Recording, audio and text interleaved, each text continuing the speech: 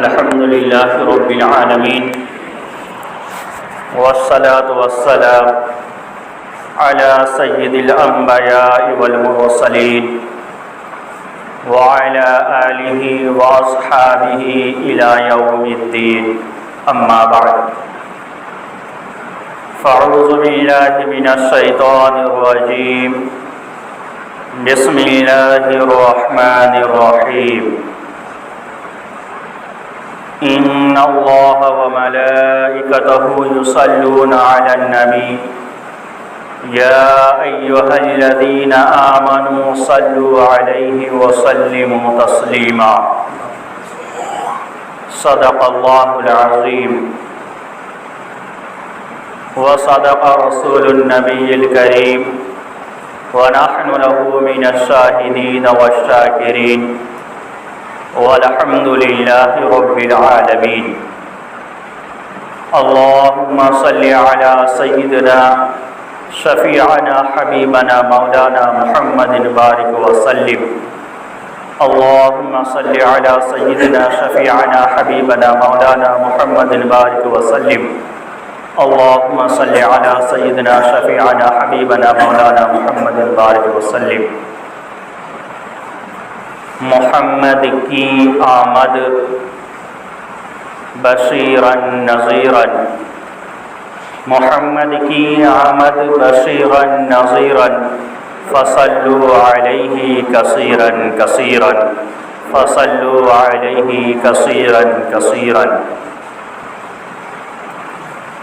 شیخ Saadi رحمہ اللہ نے عربی میں آپ صلی اللہ علیہ وسلم کی شان میں ایک شعر پڑھا۔ انہوں نے کہا بلغ العلا بکمالہ کشف الدجی بجمالہ حسنت جمیع خصالہ صلوا علیہ وآلہ۔ برادران اسلام، اللہ تبارک و تعالیٰ کا بے پایا احسان عظیم ہے کہ اللہ تبارک و تعالیٰ نے جمعہ جیسی بابرکت دین میں جمع فرمایا، مزید دین کی اہم چند باتیں سننے کی بھی توفیق سعید عطا فرمائی۔ میں نے ابھی آپ حضرات کے سامنے قرآن کریم کی جو آیت پاک تلاوت فرمایا کیا ہے، اس کے اندر اللہ رب العزت اپنے نبی کے اوپر درود و سلام پیش کر رہے ہیں،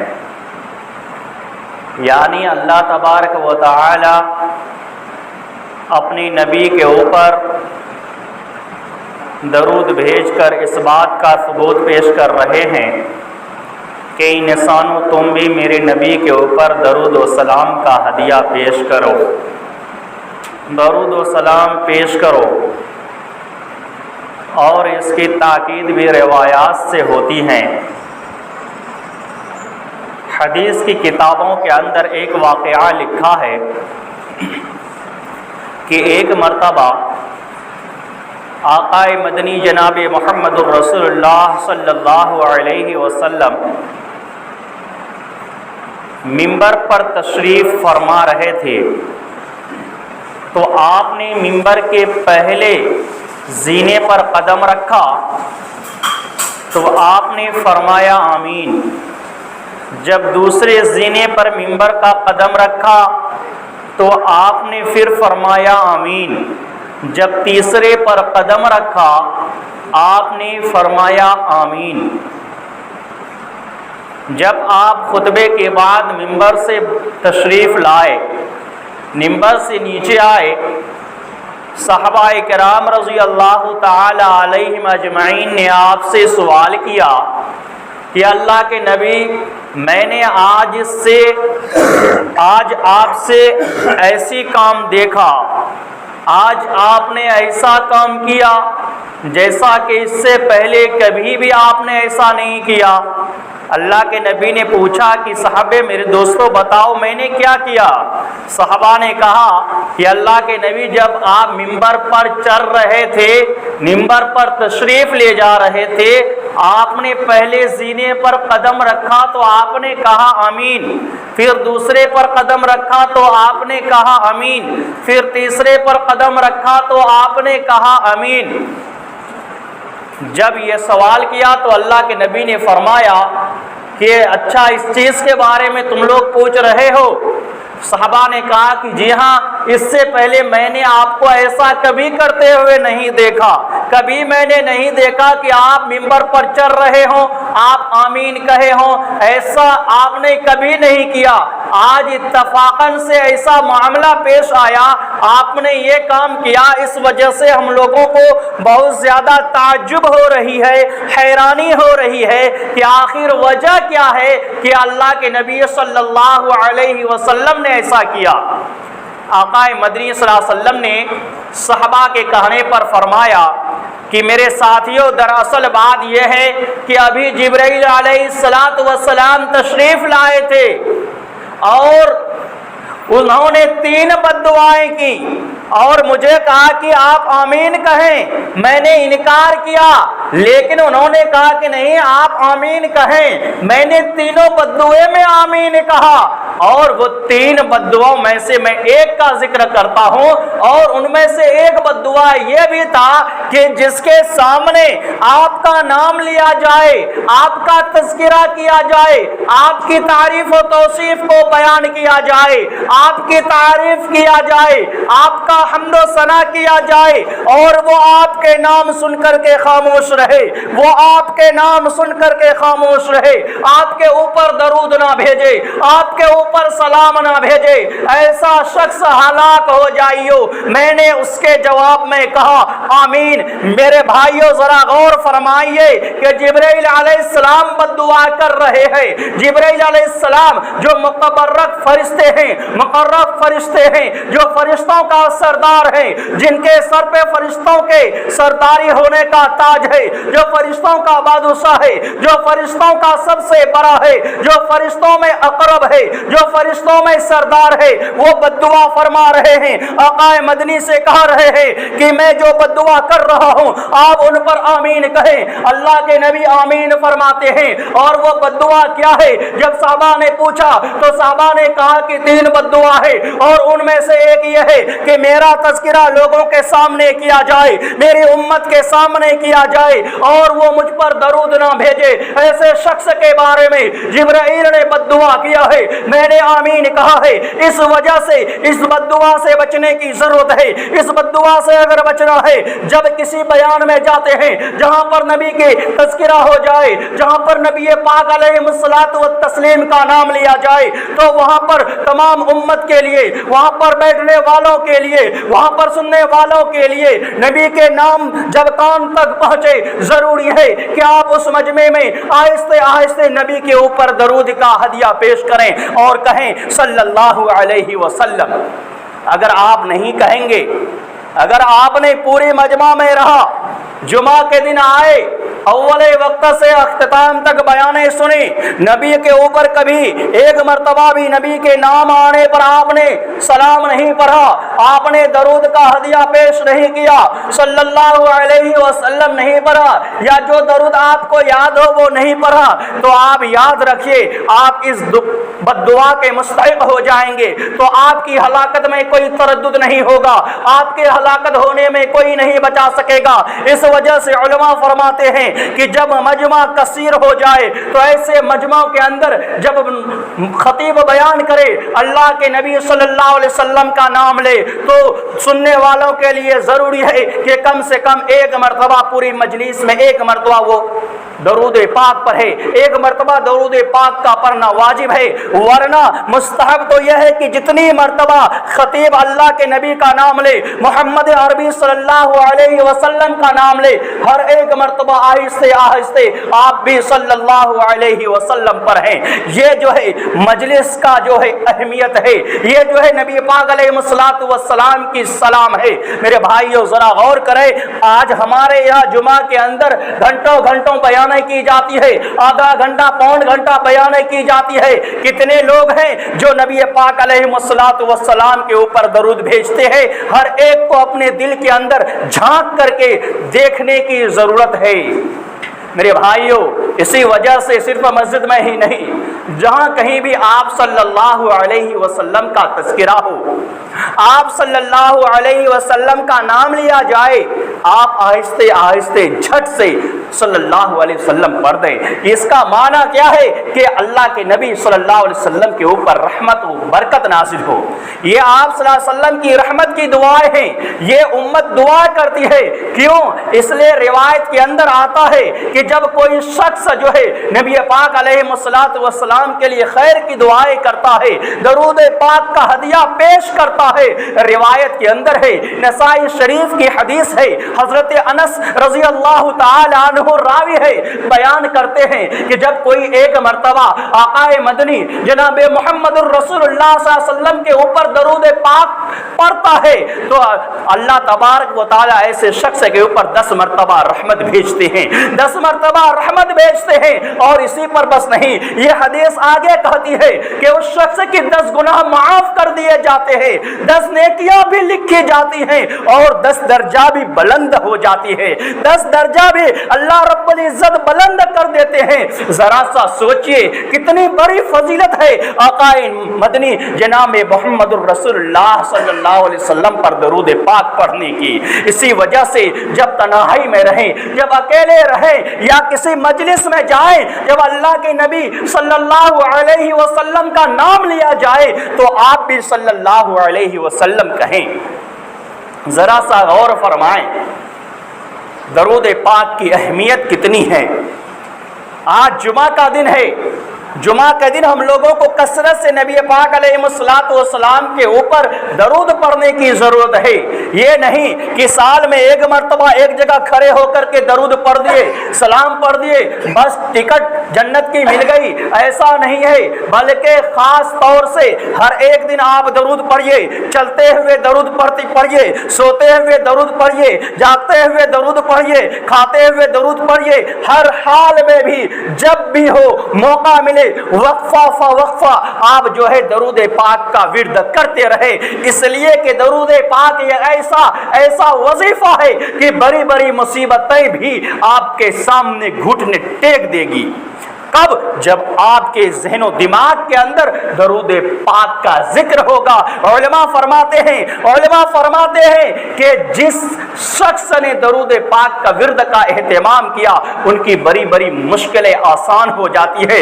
درود پاک کی برکت کی وجہ سے کھونا کیوں نہ ہوتا، کیونکہ اللہ خود فرماتا ہے، حدیث خود فرماتی ہے، حدیث ابھی میں نے خود سنایا آپ کو کہ جب درود پاک نبی پاک علیہ الصلوۃ والسلام کے اوپر پڑھی جاتی ہے اللہ رحمتیں نازل کرتا ہے۔ جس کے اوپر اللہ 10 رحمتیں نازل کرتے ہو اس کے اوپر کون سی مصیبتیں آ سکتی ہے، کون سی پریشانیاں آ سکتی ہے، کون سی مشکلات ان کے سامنے آ سکتی ہے، آئے بھی تو رحمت کی برکت سے وہ مشکلات ختم ہو جائے گی، ریجیکٹ ہو جائے گی اور راستہ صاف ہو جائے گا۔ یہ درود پاک کی فضیلت ہے، کیونکہ خود اللہ پاک نے اپنے نبی کے اوپر درود بھیجا ہے۔ خود قرآن کہتا ہے ان اللہ وملائکتہ یصلون علی النبی یا ایھا النبی سلموا تسلیما۔ یہ قرآن کہتا ہے، میں نہیں کہتا، قرآن خود نبی پاک علیہ الصلوۃ والسلام کے اوپر درود کا نذرانہ پیش کر رہا ہے۔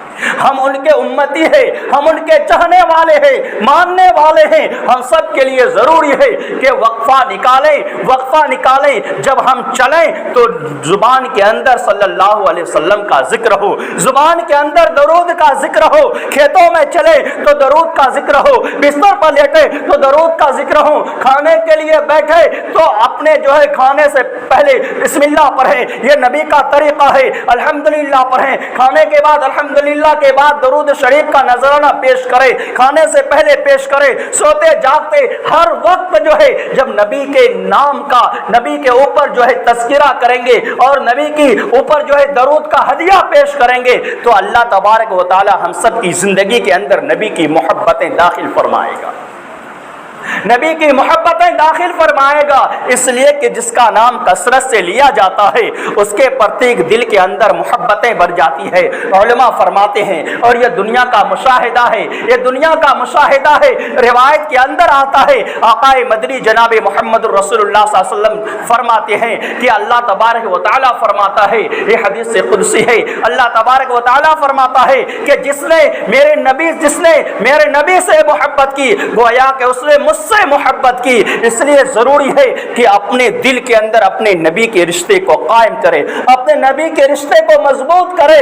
اپنے نبی کے سے رشتہ مضبوط کب ہوگا؟ رشتہ مضبوط تب ہوگا جب نبی پاک علیہ الصلوۃ والسلام کے اوپر ہر وقت درود کا نذرانہ پیش کریں، کام کرتے پیش کریں، مزدوری کرتے پیش کریں، ہر ایک لہجے میں آپ کی زبان کے اندر جب درود پاک کا ذکر ہوگا تو آپ کے اندر نبی سے بھی محبتیں جگے گی، نبی سے بھی محبت الفت کا اظہار ہوگا۔ جب نبی سے الفت کا اظہار ہوگا تو لا محالہ اللہ رب العزت کی محبت آپ کے دل میں پیدا ہو جائے گا۔ میرے بھائیو ذرا غور فرمائیں، ایک سوال پیدا ہوتا ہے جب قرآن کہتا ہے یا ان اللہ و ملائکتہ یصلون علی النبی یا ایھا الذین آمنوا صلوا علیہ وسلموا تسلیما، تو اللہ تبارک و تعالی جب درود بھیج ہی رہا ہے تو پھر انسان کو نبی پاک علیہ الصلوۃ والسلام کے اوپر درود بھیجنے کی کیا ضرورت ہے؟ کیا ضرورت ہے؟ مفسرین حضرات اس بات کو ایک مثال سے سمجھاتے ہیں کہ ایک بادشاہ ہے اور بادشاہ کا ایک صاحبزادہ ہے، اور وہ بادشاہ اپنے صاحبزادے کو کوئی چیز گفٹ کر رہا ہے، کوئی انعام دے رہا ہے، کوئی بڑی چیز گفٹ کر رہا ہے، اور اس وقت کوئی آدمی کہتا ہے کہ بادشاہ سلامت، یہ چیز آپ اپنے صاحبزادے کو دے دیجئے، یہ چیز اپنے صاحبزادے کو عطا فرما دیجئے۔ تو ایسے وقت میں بادشاہ کیا ہوتا ہے؟ خوش ہو جاتا ہے کہ کئی لوگ بھی رائے دے رہے ہیں کہ یہ چیز فلاں کو دے دیا جائے، بادشاہ خوش ہو جاتے ہیں۔ یہی معاملہ ہے کہ اللہ تبارک و تعالی خود اپنے نبی کے اوپر درود و سلام بھیجتا ہے، لیکن جب کوئی انسان درود و سلام بھیجتا ہے اللہ خوش ہوتا ہے کہ میں نبی کے اوپر، اپنے محبوب کے اوپر درود بھیج رہا ہوں، تو ان کے امتی بھی، بشر بھی، انسان بھی، دنیا کے رہنے والے بھی میرے نبی کے اوپر درود بھیج رہا ہے، سلامتی بھیج رہا ہے، لا محالہ میں اپنے نبی کو سلامتی عطا کر دوں گا۔ کیوں؟ اس لیے کہ جو امت جو ہے ان کے چاہنے والے، ماننے والے سفارش کر رہا ہے، دینے کے لیے کہہ رہا ہے۔ میرے بھائیو یہی بات ہے، اس وجہ سے ہم سب کو چاہیے کہ زیادہ سے زیادہ درود کا ہدیہ پیش کریں۔ علامہ زوجی رحمت اللہ علیہ، آپ لوگوں نے نام سنا ہوگا، علامہ محمد بن سلیمان الجوزی رحمت اللہ علیہ، بہت بڑے بزرگ گزرے ہیں، بہت بڑے اللہ والے گزرے ہیں، اپنے زمانے کے اللہ کے بہت بڑے ولی گزرے ہیں۔ انہوں نے ایک کتاب لکھی، دلائل الخیرات کے نام سے ایک کتاب لکھی۔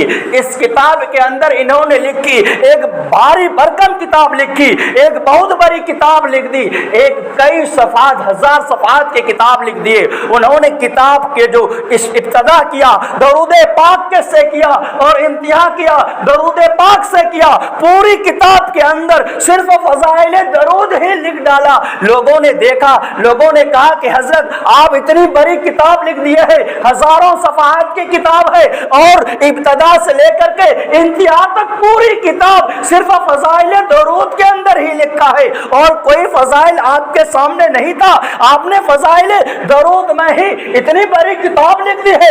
اس کتاب کو کون پڑھے گا؟ اس کتاب کے لکھنے کی وجہ کیا ہے؟ آپ نے اتنی بڑی کتاب لکھی تو لکھی کیا؟ اس کی تو کوئی وجہ ہوگی، اس کا تو کوئی پڑھنے والا بھی ہونا چاہیے۔ آپ نے اتنی بڑی کتاب لکھ دی، لوگوں کو تعجب ہونے لگا، لوگوں کو شوق ہونے لگا کہ اتنی بڑی کتاب آخر صرف ایک عنوان پہ، فضائل درود پہ آپ نے لکھ دیا۔ لوگوں کو جب حیرانی ہوئی، لوگ جب سوال کرنے لگے، حضرت نے عجیب و غریب واقعہ سنایا، حضرت نے عجیب و غریب واقعہ سنایا۔ میرے بھائیوں اس واقعے کو دھیان سے سنیے، پردہ نشین مائیں بہنیں، اس واقعے کو آپ گھر بیٹھے اس واقعے کو دھیان سے سنیں اور اپنی زندگی میں لانے کی کوشش کریں۔ علامہ محمد سلیمان الجوزی رحمت اللہ علیہ فرماتے ہیں کہ میں ایک مرتبہ سفر میں جا رہا تھا، سفر میں جاتے جاتے میں ایک بیاباں جنگل میں پہنچ گیا۔ میں جب اس کو پار کر گیا اور میں جب گاؤں کے قریب ہونے لگا تو نماز کا وقت ہو رہا تھا، ظہر یا عصر کا وقت ہو رہا تھا اور میرے نماز کا وقت جانے کے قریب ہو رہا تھا۔ میں پریشان تھا کہ کہیں سے پانی ڈھونڈ نکالوں، میں پانی کو ادھر ادھر ڈھونڈا لیکن مجھے آگے چل رہا تھا، میں پانی ڈھونڈ رہا تھا۔ آخر میں ایک گاؤں کے قریب پہنچ گیا۔ میں دیکھتا کیا ہوں کہ گاؤں کے کنارے پر ایک کنواں ہے۔ میں کنواں دیکھنے کے بعد بہت خوش ہوا، میں بے چین ہو گیا، خوش ہوا کہ اب مجھے پانی مل جائے گی، وضو کرنے کا ٹھکانہ مل جائے گا، وضو کر کے میں نماز ادا کر لوں گا۔ حضرت فرماتے ہیں کہ میں جب کنویں کے قریب پہنچا میں نے دیکھا کہ کنویں کے اندر پانی ہے لیکن کافی نیچے پانی ہے، نہ تو وہاں کوئی ڈول ہے نہ تو کوئی رسی ہے۔ پانی نکالوں تو نکالوں کیسے نکالوں؟ میں اسی سوچ میں تھا، میں اسی میں سوچ رہا تھا کوئی ترتیب نکالا جائے، کوئی بات سوچی جائے کہ جس سے کنویں سے پانی کو نکالا جائے اور وضو کیا جائے۔ میں اسی سوچ میں تھا کہ باہر جو تھوڑی دور پر چند بچیاں کھیل رہی تھی، چند معصوم بچیاں کھیل رہی تھی جن کی عمر جو ہے 7 یا 8 سال کی تھی۔ 7 یا 8 سال کی بچیاں کھیل رہی تھی، اپنے سہیلیوں کے ساتھ کھیل رہی تھی۔ مجھے دیکھنے کے بعد ایک بچی کہنے لگتی ہے حضرت چچا جان آپ کیوں دیکھ رہے ہیں، آپ کیوں حیرانے سے کنویں کو دیکھ رہے ہیں؟ میں نے کہا کہ بیٹی نماز کا وقت جا رہا ہے، مجھے وضو کرنا ہے، مجھے نماز ادا کرنی ہے، میں یہاں پر اس کنویں میں رسی بھی نہیں ہے، ڈول بھی نہیں ہے، میں سوچ رہا تھا کہ پانی کیسے نکالوں۔ وہ بچی کہنے لگتی ہے کہ حضرت آپ اس کے لیے ڈر رہے ہیں، آپ پانی نکال لو کنویں سے اور وضو کر لو۔ وہ حضرت فرماتے ہیں، علامہ زوجی فرماتے ہیں کہ میں پھر بچی سے کہا کہ بیٹی یہاں تو کوئی ڈول نہیں ہے، رسی نہیں ہے، میں کنویں سے پانی نکالوں تو نکالوں کیسے؟ میں اسی کے بارے میں سوچ رہا ہوں۔ وہ بچی کہنے لگتی ہے کہ چچا اتنی سی بات ہے۔ علامہ زوجی رحمت اللہ علیہ فرماتے ہیں کہ وہ بچی آتی ہے قریب ہوتی ہے اور پھر ایک اور فرماتے ہیں دوسرے علماء فرماتے ہیں کہ تھوڑی دور سے ہی جہاں سے وہ بچی کھیل رہی تھی ان بچیوں کی جھوٹ سے تھوڑی سی آگے بڑھی اور وہیں سے کنویں کے اندر تھوک دی، وہیں سے تھوکی۔ علامہ جوزی فرماتے ہیں کہ میں دیکھ رہا ہوں کہ کنویں کے اندر اس بچی کی تھوک پہلے گئی یا کنویں کے پانی پہلے اوپر آیا۔ میں حیران و پریشان ہو گیا، میں تو چک گیا اور میں سہم گیا۔ میں اس بچی سے پوچھنے لگا، میں وضو کرنا بھول گیا کہ مجھے پہلے وضو کرنا ہے، نماز ادا کرنی ہے، نماز کا وقت جا رہا ہے، میں تو بھول گیا۔ میں اس بچے سے سوال کرنے لگی کہ بیٹی بتاؤ تو صحیح تمہارا وہ کون سا ایسا عمل ہے، بیٹی بتاؤ تو صحیح وہ کون سا تیرا ایسا عمل ہے کہ تمہارے تھوک گرنے سے پہلے کنواں کا پانی اوپر آ گیا۔ علامہ زوجی رحمت اللہ علیہ کے پوچھنے پر وہ بچی کہنے لگتی ہے کہ دراصل بات یہ ہے کہ میں جو ہے ایک جو گھر میں رہتی ہوں، میری زندگی کے اندر جو ہے ایک ہی کام ہے، میں گھر میں رہتی ہوں، میں اپنے فیملی کو دیکھتی ہوں کہ وہ لوگ بھی اس کام کا اہتمام کرتے ہیں لیکن میں ان لوگوں سے زیادہ اہتمام کرتا ہوں۔ وہ بچی کہنے لگتی ہے کہ چچا دراصل بات یہ ہے کہ میں سوتی ہوں تو درود پاک پڑھ کر سوتی ہوں، جگتی ہوں تو درود پاک پڑھتی ہوں، کوئی کام کرتی ہوں تو اللہ کے تعریف کے ساتھ ساتھ نبی کے اوپر درود کا نذرانہ پیش کرتی ہوں، اور جب میں رات کے وقت سونے کے لیے جب لیٹتی ہوں، عشاء کی نماز جب ہو جاتی ہے، لوگ کھانا پینا کھا لیتے ہیں اور کھانے کے بعد جب سونے کا وقت آتا ہے میری ماں مجھے وضو کرواتی ہے، وضو کروانے کے بعد گھر کے اندر مصلی بچھایا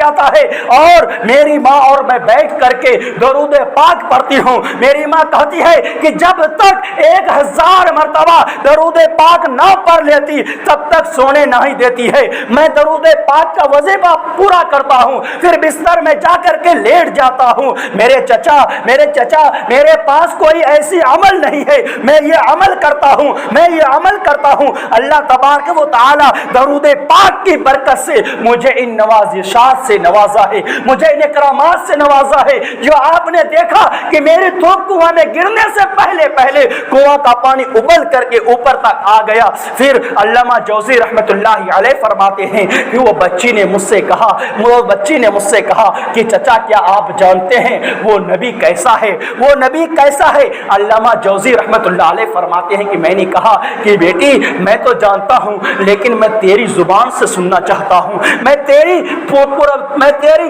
نئی زبان سے دیکھنا سننا چاہتا ہوں، وہ زبان سے جس زبان سے پھول جھر رہے ہوں، معصومیت کی زبان سے میں سننا چاہتا ہوں۔ وہ بچی کہنے لگتی ہے کہ میرے چچا وہ نبی تو اتنی بابرکت ہے، اتنی حسین و جمیل ہے کہ وہ نبی جب کسی جنگلات میں جاتے ہیں، کسی صحرا میں جاتے ہیں، صحرے کے چرندے پرندے اپنے کام کاج کو چھوڑ دیتے ہیں، اپنے گھر کوئی جانور دودھ پلاتی ہے تو اپنے بچے کو دودھ پلانا چھوڑ دیتی ہے، وہ نبی اس نبی کی زیارت کے لیے قطار لگا دیتی ہے، اس نبی کے حسن و جمال کو دیکھنے کے لیے قطار لگا دیتی ہے۔ علامہ زوجی رحمت اللہ علیہ فرماتے ہیں کہ میں نے اس بچی کی ان باتوں کو سنا تو میں کافی حیران ہو گیا، کافی پریشان ہو گیا کہ ایک چھوٹی سی عمر میں 7-8 سال کی عمر میں اتنی بڑی فضیلت ہے، اتنی بابرکت بچی ہے کہ اللہ تبارک و تعالیٰ ان کو اتنا بڑا اعزاز عطا فرمایا ہے۔ میرے بھائیوں سوچنے کا مقام ہے،